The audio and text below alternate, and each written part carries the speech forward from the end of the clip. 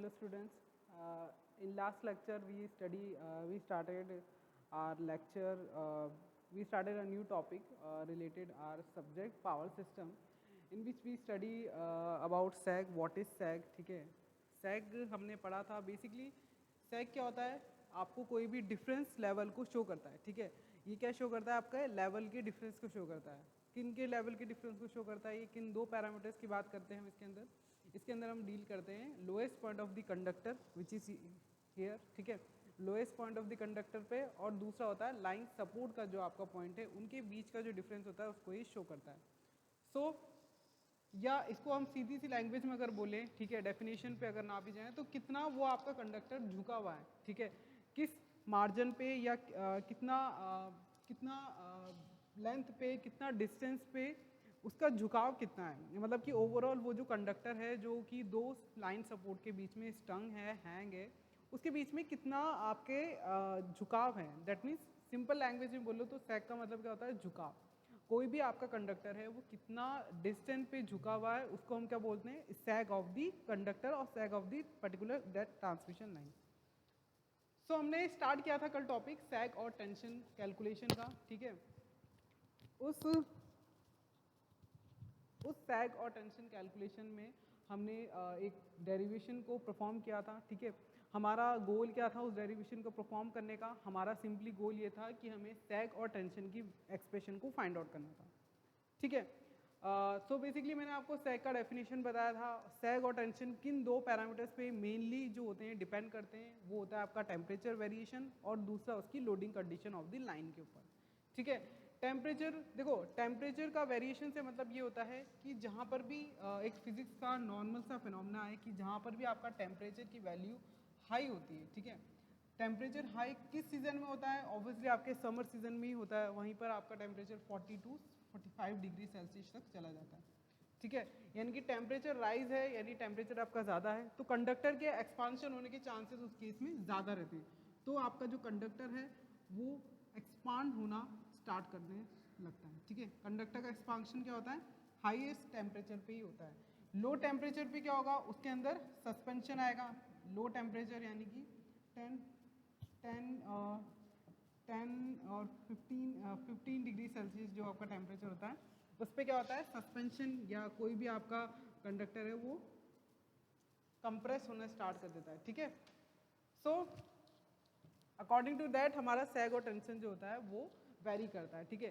तो इसीलिए मैंने बोला था सैग और टेंशन दोनों पैरामीटर्स जो होते हैं ये टेम्परेचर वेरिएशन के ऊपर, यानी कि आपके टेम्परेचर के ऊपर, और दूसरा आपका जो लोडिंग कंडीशन है उसके ऊपर ये डिपेंड करते हैं. ठीक है. तो जैसे आपका टेम्परेचर ज़्यादा है तो दैट मीन्स कंडक्टर का क्या होगा? एक्सपांशन होगा. उस केस में क्या होता है? जब भी आपका टेम्परेचर ज़्यादा होगा तो आपका सैग भी जो होता है वो क्या होता है इसके अंदर बेटा? ज़्यादा होता है. यानी कि जो कंडक्टर है वो उतना ही डीप में या उतना ही ज़्यादा डेप्थ में क्या होगा? वो झुकेगा. यानी कि उसमें उतना ही ज़्यादा सैग क्रिएट होगा. जितना ज़्यादा टेम्परेचर होगा यानी कि कंडक्टर एक्सपांशन होना स्टार्ट करेगा. ठीक है. और सैग ज़्यादा है. ठीक है. सैग ज़्यादा होता है. फिर उसके बाद इसी तरह से कंप्रेस होना स्टार्ट करेगा जब टेम्परेचर इसका लो होता है तो. ठीक है. यानी कि उसके अंदर टेंशन इंक्रीज हो जाएगा. इस केस में कंडक्टर क्या होगा? आपका टाइट माउंट हो जाएगा. टेंशन आपका इंक्रीज हो जाता है. तो ये सारी चीज़ें हमने लास्ट लेक्चर में स्टडी किया था. फिर मैंने एक डायग्राम लिया था जिसमें कि मैंने दो सपोर्ट लिए थे जो कि इक्वल लेवल पे हैं. ठीक है. हमने दो जो भी इसके अंदर अब जो डेरिवेशन परफॉर्म करना है वो बेसिकली 3 केसेस लेकर के करना होता है. ठीक है. फर्स्ट केस क्या होगा? जब आपका लाइन सपोर्ट जो होगा वो इक्वल लेवल पे होगा. सेकंड जब वो अनइक्वल लेवल पे होगा. और थर्ड वन जिसमें कि हम विंड और आइस कोटिंग को भी मेंशन करते हैं या उसको इंक्लूड करते हैं. ठीक है. तो इन 3 केसेस के लिए हमें सैग और टेंशन का डेरिवेशन, उसका एक्सप्रेशन परफॉर्म करना होता है. तो लास्ट एक्सप्रेशन जो हमारा आया था पूरा परफॉर्म करने के बाद, देखो हमने 2 डायग्राम्स इससे डेराइव करे थे. ये हमारा एक सिंपल सा इक्विवेलेंट सर्किट का डायग्राम बोल लो या एक कोई भी ज्योमेट्रिकल डायग्राम है. ठीक है. जिसमें ए और बी मेरे 2 लाइन सपोर्ट हैं. दैट मीन्स 2 पोल्स हैं. ए और बी क्या होते हैं? मेरे 2 पोल्स को डिनोट करते हैं. इस पर हमने कोई भी कंडक्टर इस तरह से इस कर्वेचर में, और बेसिकली ये भी बताया था कि जितना ज़्यादा ह्यूज कर्वेचर होगा दैट मीन्स वहाँ पर जो भी आपका कर्वेचर का फॉर्मेट है वो किस पैटर्न का होता है? कैटेनरी पैटर्न का होता है. अगर वो जितना ज़्यादा नैरो शेप का होगा आपका कर्वेचर दैट मीन्स कि वो कर्वेचर किस तरह का है? पैराबोलिक नेचर का है. ठीक है. इसी तरीके से हमने पैराबोलिक, देखो कैटेनरी शेप, देखो ये जो डायग्राम हम शो कर रहे हैं जिसमें कि हमने देखो यही सेम डायग्राम, यही सेम केस हमारे इक्वल लेंथ इक्वल सपोर्ट के लिए भी बनता है, यानी कि दोनों जो आपके सपोर्ट्स हैं वो इक्वल लेवल पे हों, सेम हाइट पे हों, दैट मीन्स सेम हाइट पे हों, ठीक है। एक पैरामीटर और हमेशा आप अपने नोट्स में मेंशन कर लीजिएगा कि इस तरह से बहुत मतलब ट्रिकी जो क्वेश्चंस होते हैं जो एग्जाम में या कॉम्पिटिशन एग्जाम में पूछे जाते हैं कि सैग एंड टेंशन जो होता है ना, sag and tension never depend upon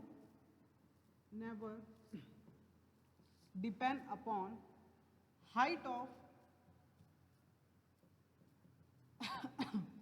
height of line support, ठीक है। इसमें आपको ऑप्शंस दिए जाते हैं कि हमको इसमें ऑप्शंस में दिया जाएगा कि सैग और टेंशन किन पैरामीटर्स पे डिपेंड करता है। मल्टीपल या एमसीक्यू जो क्वेश्चंस होते हैं उसमें ये 4 ऑप्शंस होंगे, जिसमें आपको हाइट भी एक ऑप्शन होगा। इस तरह से भी आ सकता है कि कौन से पैरामीटर पे सैग और टेंशन डिपेंड नहीं करता। तो हमेशा याद रखना, whatever the altitude, whatever the height of that particular line support, whether it is a pole or whether it is a tower, never ever this sag and tension depends on that particular height and altitude of the tower or pole, okay। हमेशा किस पे depend करता है, depending वाले जितने भी parameters थे, factors थे, वो हमने लास्ट क्लास में स्टडी किया था। उसमें मैंने आपको बताया था कि लेंथ ऑफ द स्पान और हाइट ऑफ द स्पान दोनों अलग चीज़ें होती हैं। मैं आपको टर्मोलॉजी फर्स्ट लेक्चर से ही क्लियरफाई करती चल रही हूँ कि लाइन स्पान का मतलब क्या होता है, horizontal distance between the to consecutive line supports, okay. And next क्या था, ground clearance which is the conductor and the distance between the ground and the conductor, that is called a ground clearance, okay. तो सैग tension जो होता है वो आपके line के span पे या स्पान ऑफ लेंथ पे डिपेंड करता है, second weight of the conductor पे डिपेंड करता है, थर्ड टेम्परेचर पे, and fourth one which is the last one which is your tensile strength or tension of the particular conductor. So in 4 parameters पे हमने बोला था सैग और टेंशन मेनली इसी पे डिपेंड करता है, ठीक है। और दूसरा टेंशन में एक पैरामीटर और इन्वॉल्व हो जाता है, that is your diameter of the conductor. बाकी सारी जो फैक्टर जो सैग के लिए थे वो सेम टेंशन के लिए भी एप्लीकेबल होते हैं। So sag and tension never depends upon the height of the line support, ठीक है।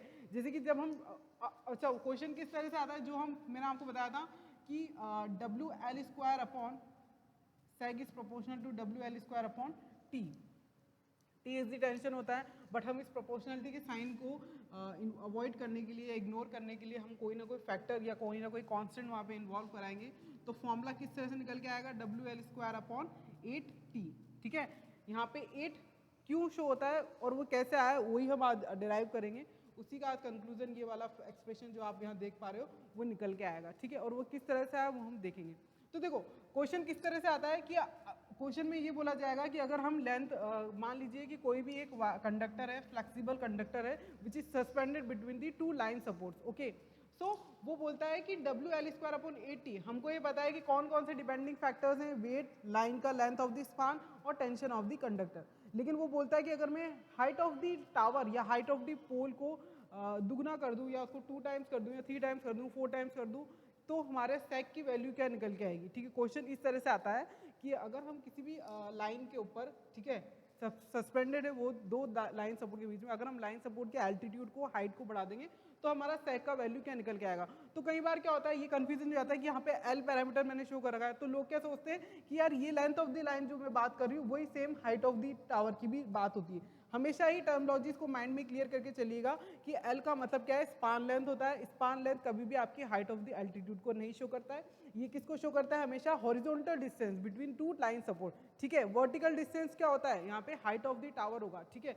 ये मान लीजिए मेरे 2 पोल्स हैं, ठीक है, इस तरह से 2 टावर यहाँ पे लगे हुए हैं, तो कहीं भी मैंने line of support, line of span जो है वो क्या होता है, हॉरिजॉन्टल डिस्टेंस की बात करती हूँ, ना कि वर्टिकल डिस्टेंस की, ठीक है। तो कई बार कंफ्यूजन हो जाता है कि अगर हमको क्वेश्चन इस तरह से, ट्रिकी क्वेश्चन ऐसे ही पूछे जाते हैं एग्जाम में कि वो बोलता है कि हाइट ऑफ द एल्टीट्यूड को अगर हम 2 गुना कर दें या 3 गुना कर दें या 4 गुना कर दें तो सैग की वैल्यू क्या निकल के आएगी। तो हमेशा उसका आंसर क्या होगा, नेवर डिफेक्टेड, या फिर कोई ऑप्शन ऐसा होगा कि नन ऑफ अबव, ठीक है। कोई भी आपको रैंडम वैल्यू दे रखी है, 4 टाइम्स, 5 टाइम्स, 6 टाइम्स, इस तरह से 4 ऑप्शन दे रखे होंगे, तो क्वेश्चन इस तरह से आते हैं, ठीक है। तो आज हम जो एक्सप्रेशन फाइंड आउट करेंगे through our derivation which is this S equals to W L square upon 8t, ठीक है। तो हमारा जो लास्ट डेरिवेशन था, जो लास्ट हमने एक्सप्रेशन फाइंड आउट किया था वो क्या था, y इक्वल्स टू, अच्छा ये डायग्राम एक बार और दोबारा देख लीजिए, अगर कंफ्यूजन होगा तो आज हम क्लियरिफाई कर देते हैं उसको। देखो ये मैंने एक डायग्राम यहाँ पे मैंने कंसीडर किया था, जिसमें कि मेरे ए और बी जो दो डॉट्स मैंने यहाँ लगा रखे हैं वो किसको बताते हैं, लाइन सपोर्ट को बताते हैं, ठीक है। इनके बीच का लेंथ ऑफ स्पान क्या है, कैपिटल एल है, ठीक है।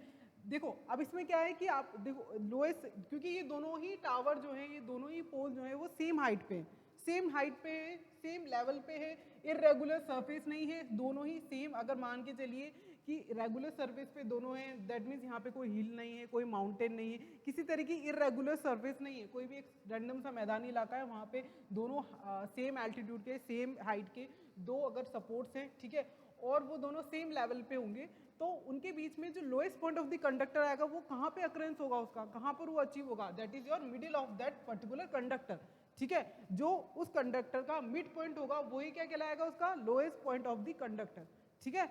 ये lowest point of the conductor क्यों हमारे लिए ज़्यादा कंसीडर है या ज़्यादा इसका सिग्निफिकेंस है, क्यों, क्योंकि यही मिड पॉइंट या यही सेंटर ऑफ द पॉइंट और यही लोएस्ट पॉइंट आपको एक्सप्रेशन या उस सैग की वैल्यू को कैलकुलेट करने के लिए हम सैग को कहाँ से कैलकुलेट करना स्टार्ट करेंगे, lowest point of the conductor पे, ठीक है। और यहाँ पे जब मेरे दोनों टावर जो है सेम एल्टीट्यूड के हैं, सेम सरफेस पे हैं, तो वहाँ का जो उनका मिड पॉइंट होगा वो हमेशा जो उसका लोएस्ट पॉइंट कहाँ पे अकर होगा, हमेशा mid point of the conductor पे। अब हम आगे जब केस देखेंगे ना, जिसमें कि हम ये दोनों जो लाइन सपोर्ट है वो डिफरेंट एल्टीट्यूड्स पे है, या एक मान लीजिए एक की लंबाई 2 मीटर का है, एक 4 या 5 मीटर का, ऑब्वियसली प्रैक्टिकली उनका जो डिस्टेंस होगा या जो हाइट होगी वो ऑब्वियसली मीटर्स के जो मैंने बोला है उससे ज़्यादा ही होती है, बट सपोज करके चलो कि अगर मान लो इसका 1 मीटर है तो दूसरा वाला टावर की हाइट कितना होगा, 3 या 4 होगा, ठीक है। अभी ये हम जो केस लेके चल रहे हैं ना, यही सेम केस आप इस सेम जब line same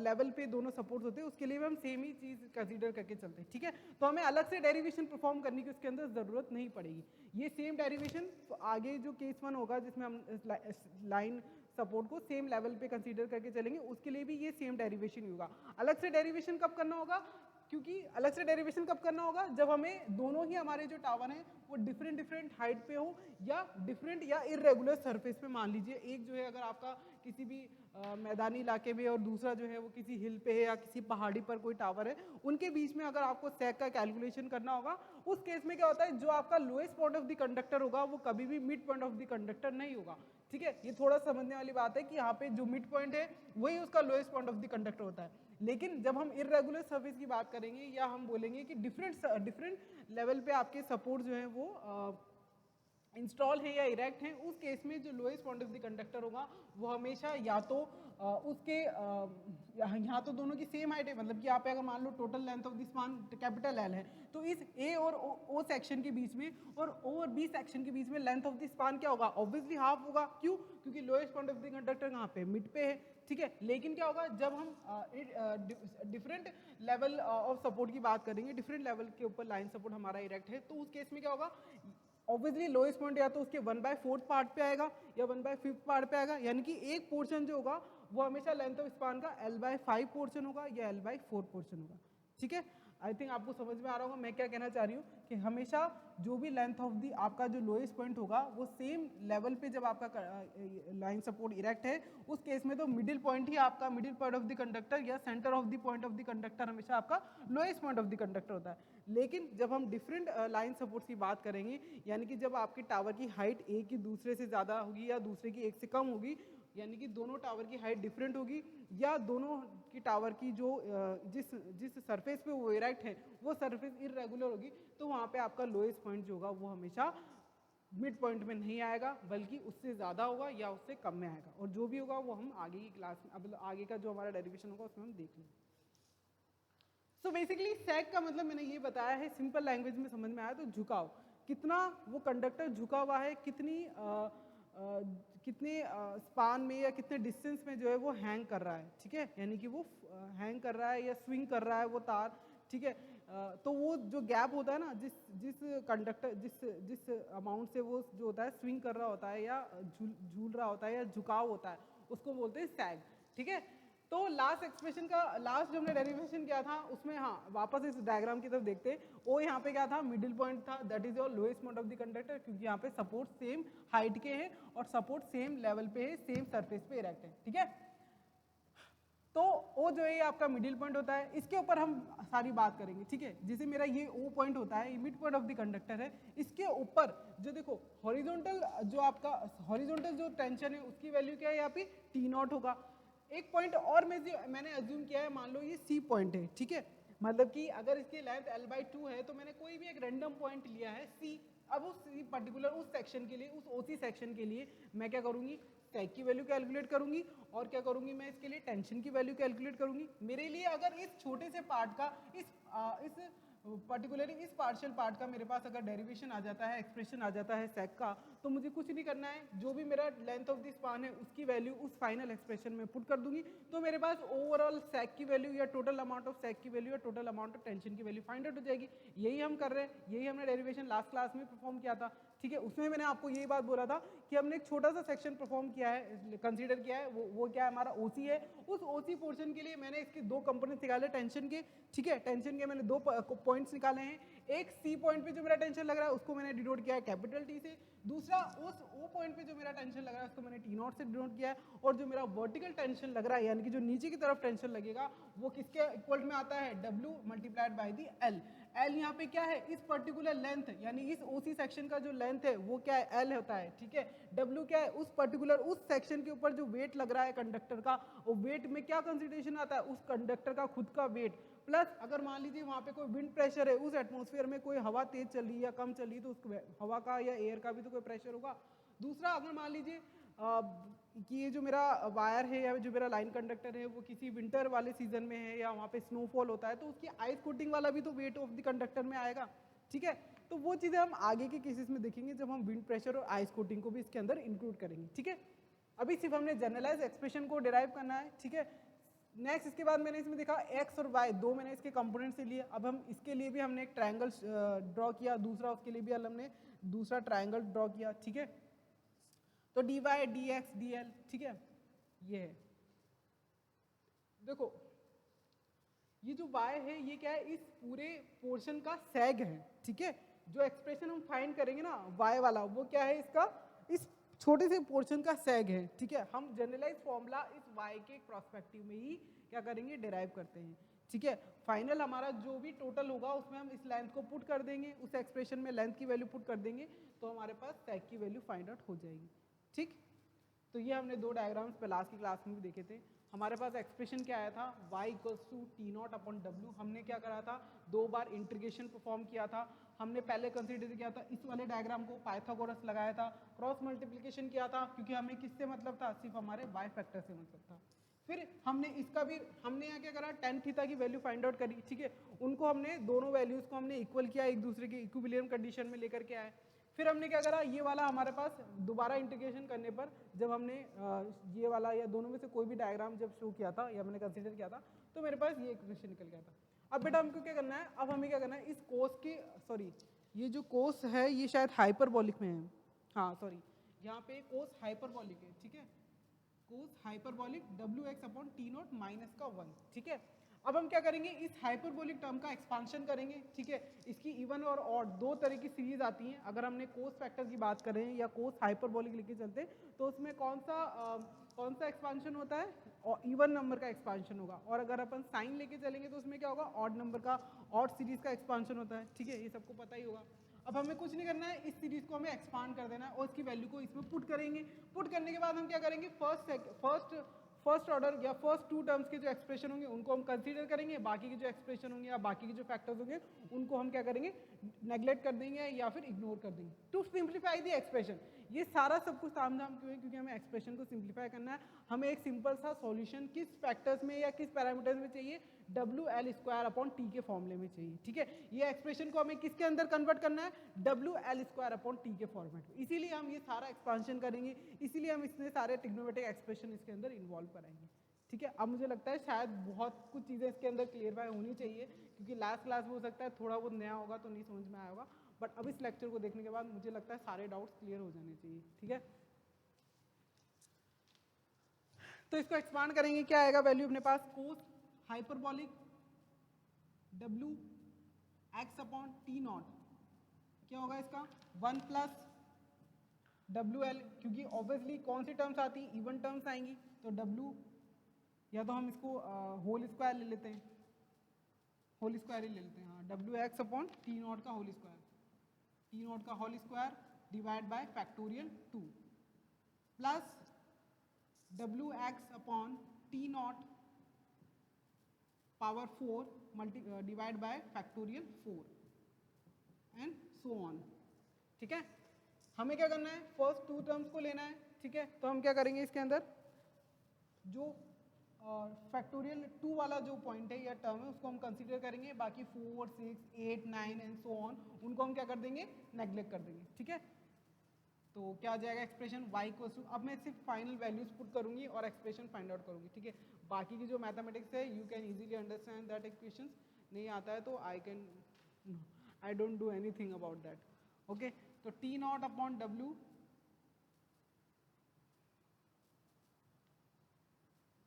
one plus W X upon T naught whole square factorial 2।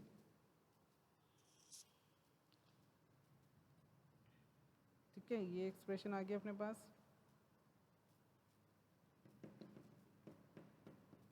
ठीक है, ठीक है, तो ये मैंने एक्सप्रेशन यहाँ से इसको ले लिया। अब मैं क्या करूँगी, कॉमन ले लूँगी जो चीज़ें कॉमन है, टी नॉट अपॉन डब्ल्यू,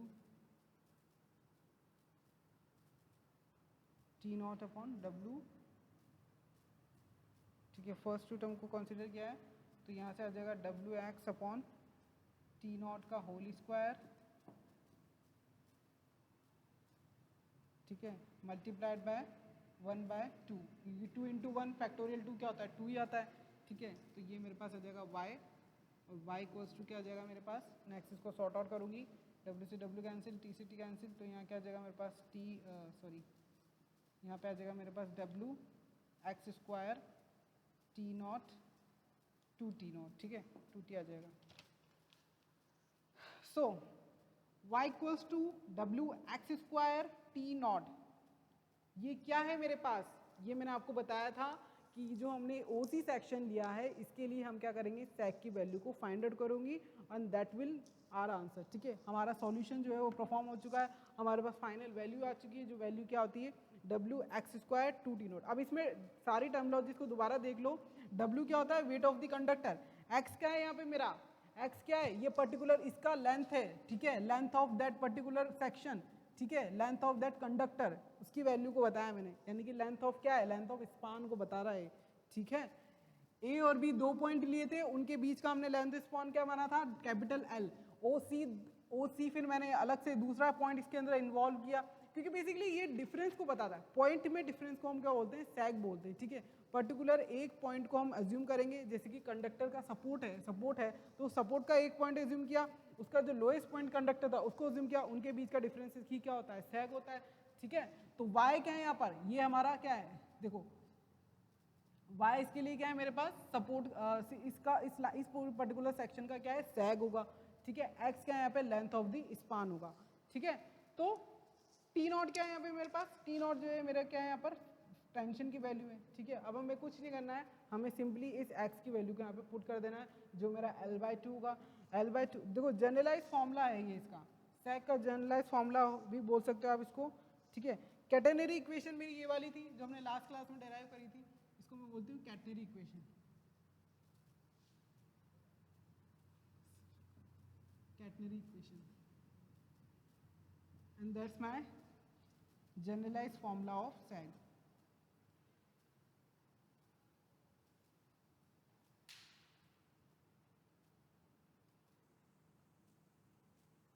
ठीक,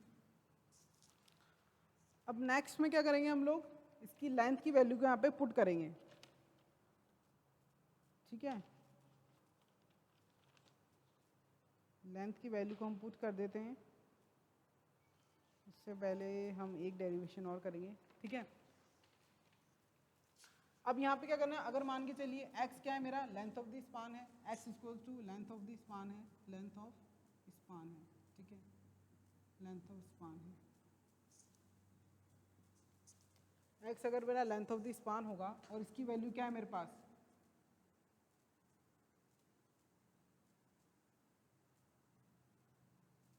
कैपिटल L ले लो, ठीक है, कैपिटल L हो जाएगा।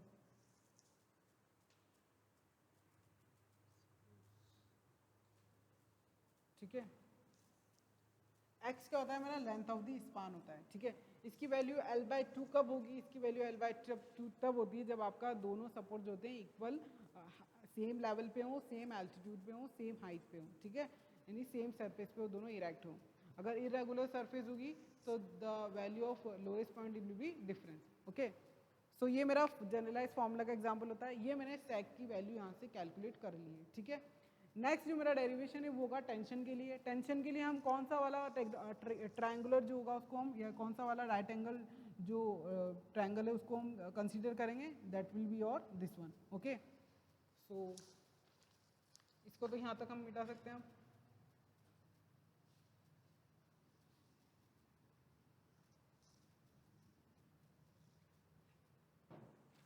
Next taking the figure number B, हम इसके अंदर ट्रिग्नोमेट्री अप्लाई करेंगे।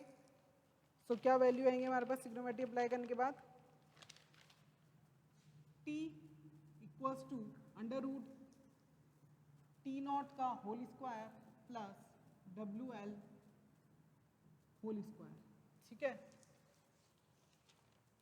सेम सारी चीज़ें सेम वैसी की वैसी ही रहेंगी, हमें सिर्फ कुछ नहीं करना है, इसके अंदर वैल्यूज़ को पुट ऑन करना है। सो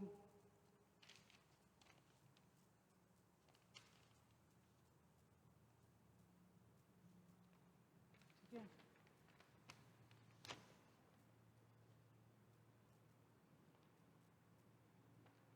तो हमने इक्वेशन नंबर एक आप देख लीजिएगा कौन सी इक्वेशन थी लास्ट क्लास में। मैंने आपको बताया था dy/dx क्या होता है, tan थीटा।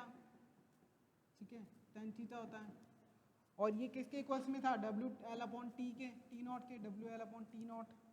और सेम हमने क्या करा यहाँ पर, लेंथ L जो था उसको, लेंथ L को यहाँ पे पुट किया, तो हमारे पास क्या वैल्यू निकल के आई थी बेटा, यहाँ पास वैल्यू निकल के आई थी T0 साइन हाइपरबॉलिक WX/T0। ठीक है, तो यहाँ से मेरा से कैंसिल हो गया था, T0 से T0 कैंसिल हो गया।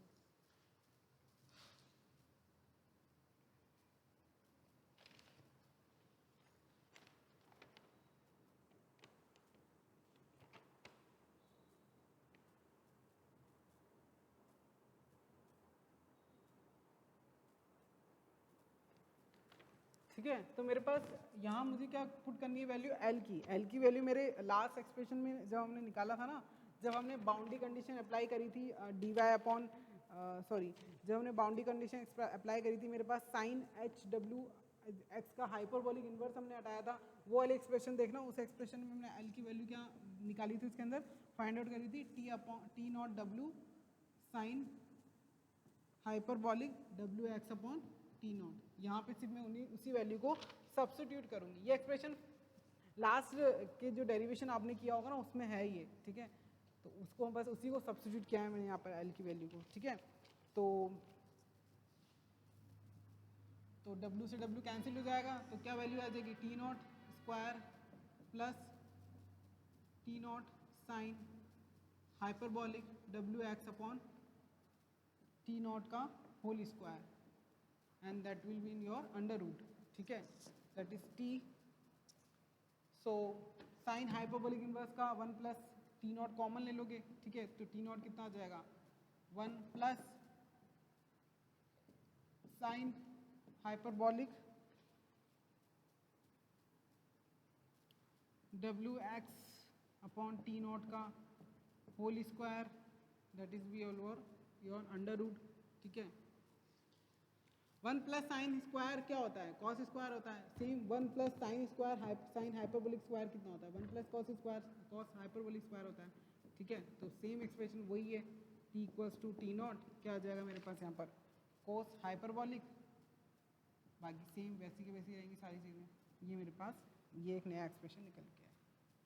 अब सेम कुछ नहीं करना है, हमको क्या करना है, इस पूरी टर्म को एक्सपांड करना होगा आगे, और क्या करना होगा, इसके अंदर x की वैल्यू हम यहाँ पे पुट करेंगे। ठीक है।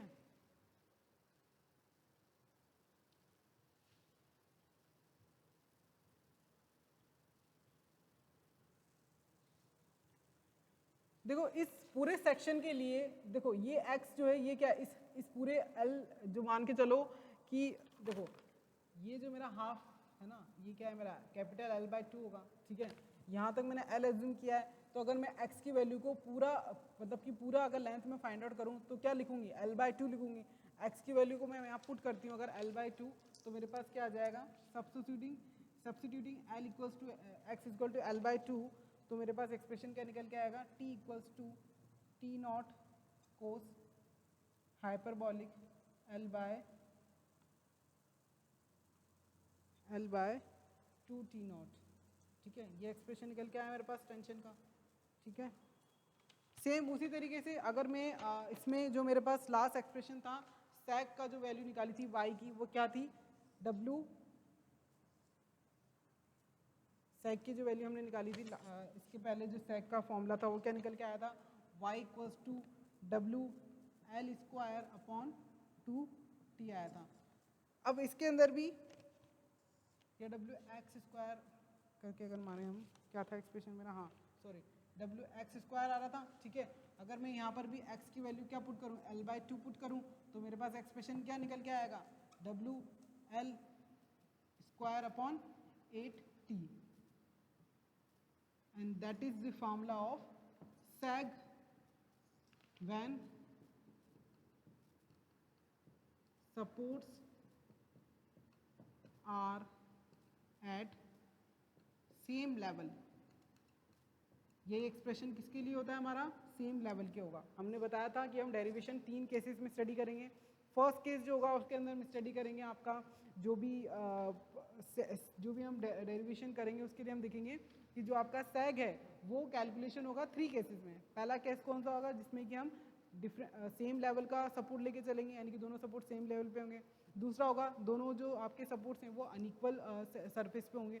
और थर्ड वन जो होगा जिसमें हम आइस कोटिंग और विंड प्रेशर को भी इन्वॉल्व करेंगे, देन हमारा क्या एक्सप्रेशन निकल के आता है, ठीक है। तो अभी तक हमने सैग का कैलकुलेशन किया है, टेंशन का डेरिवेशन यहाँ तक अभी हमने, इसको आप जो आपका इक्वेशन देना चाहो वो आप दे सकते हो, ठीक है, क्योंकि पूरा इसका एक ही डेरिवेशन होता है, ठीक है। तो टी की वैल्यू निकल के आ चुकी है हमारे पास। अब हमें क्या करना है, एक्सपांशन करना है। अब हमें क्या करना पड़ेगा, इस टर्म का हम एक्सपांशन करेंगे। सो कॉस हाइपरबोलिक का एक्सपांशन क्या होगा, 2T0, ठीक है। और फिर इसका लास्ट एक्सप्रेशन क्या था, ठीक है, ठीक है। इसको हम एक्सपांड करेंगे तो हमारे पास क्या आ जाएगा, फर्स्ट वही same, only to simplify the expression we have to do the expansion of that particular hyperbolic series, whether it is a sine hyperbolic expansion or whether it is a cos hyperbolic expansion। इससे पहले हमने cos hyperbolic का expansion किया था, sin hyperbolic का अभी तक नहीं किया है, ठीक है। तो हम क्या करेंगे, इस T0 की वैल्यू को या टेंशन की वैल्यू को सिंप्लीफाई करने के लिए, उसके एक्सप्रेशन को सिंप्लीफाई करने के लिए हम क्या करेंगे, यहाँ पर एक्सपांशन करेंगे, ठीक है। यहाँ तक ये हमारा मोस्ट इंपॉर्टेंट फॉर्मूला है, इसी पे सारे न्यूमेरिकल होते हैं, y equals to W L square upon 8T पर, ठीक है।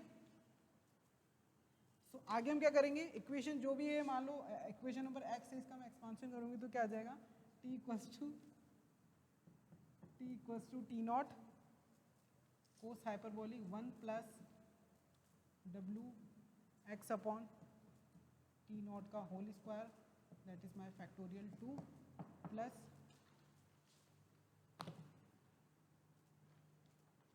W x अपॉन T0 का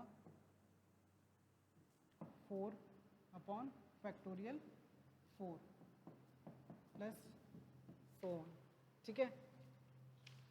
सो इसको सिंप्लीफाई करने के बाद हमारे पास क्या एक्सप्रेशन निकल के आएगा, t equals to T0 1 plus W square x square upon 2,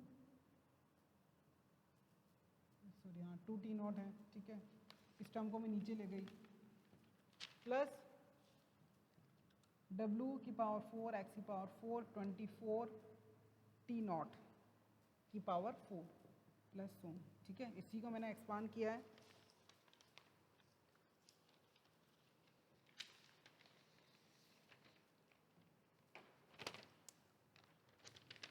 same जो एक्सप्रेशन हमने सेक के लिए कैलकुलेट किया था, T nought 1 plus W x का होल स्क्वायर, या फिर इसको सिंपली हम ऐसे भी लिख सकते हैं 1 plus W square X square 2t, neglecting the higher order terms. Okay, so हमारे पास एक्सप्रेशन ये निकल के आ चुका है। अब हमें कुछ नहीं करना है, सिर्फ लेंथ ऑफ दिस स्पान की वैल्यू को यहाँ पे पुट कर देनी है, जो कि क्या है मेरा कैपिटल L/2। ठीक है, सो वैल्यू को पुट करेंगे, put x equal to L/2, तो क्या एक्सप्रेशन निकल के आएगा, t equals to T nought 1 plus W square L square 8t nought. ठीक है, तो इसको मैं इस तरह से भी लिख सकती हूँ, t इक्वल्स टू क्या हो जाएगा मेरे पास, T not plus T naught cancel हो जाएगा, तो ये क्या हो जाएगा डब्ल्यू एल स्क्वायर अपॉन 8, क्योंकि यहाँ पे टी नॉट को मैं अंदर मल्टीप्लाइड करूँगी तो यहाँ से टी नॉट मेरा कैंसिल हो जाएगा और यहाँ पे मेरा 8 आ जाएगा। तो मैं इसको लिख सकती हूँ t equals to T not plus W S, sorry ये ना 8t नॉट ही होगा, इसको हम कैंसिल नहीं करेंगे, यहाँ पे 8t नॉट होगा और यहाँ पर ये मल्टीप्लाइड भी होगा t नॉट। ठीक है, तो इस एक्सप्रेशन को मैं क्या बोल सकती हूँ, डब्ल्यू एल स्क्वायर अपॉन,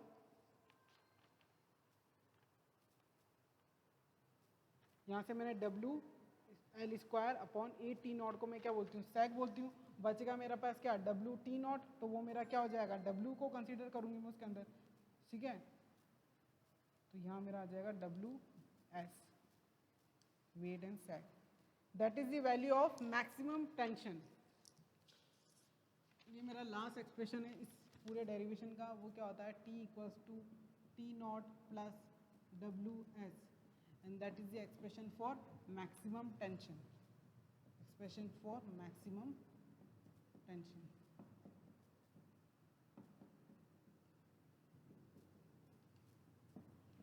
ठीक है, ये इसको मैं टी मैक्सिमम भी बोलती हूँ। ठीक,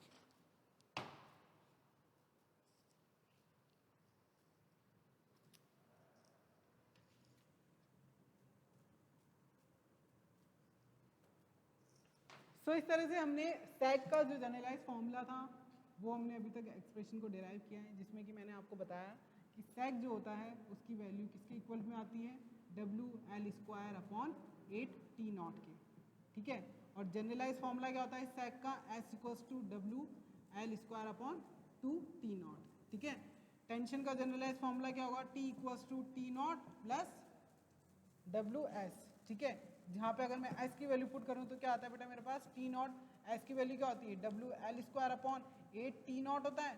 ठीक है, ये एक्सप्रेशन था मेरा सेक का। अब मेरे पास यहाँ पे टर्म्स क्या आती है, एल स्क्वायर डब्ल्यू का स्क्वायर में था और सेम डब्ल्यू टी नॉट।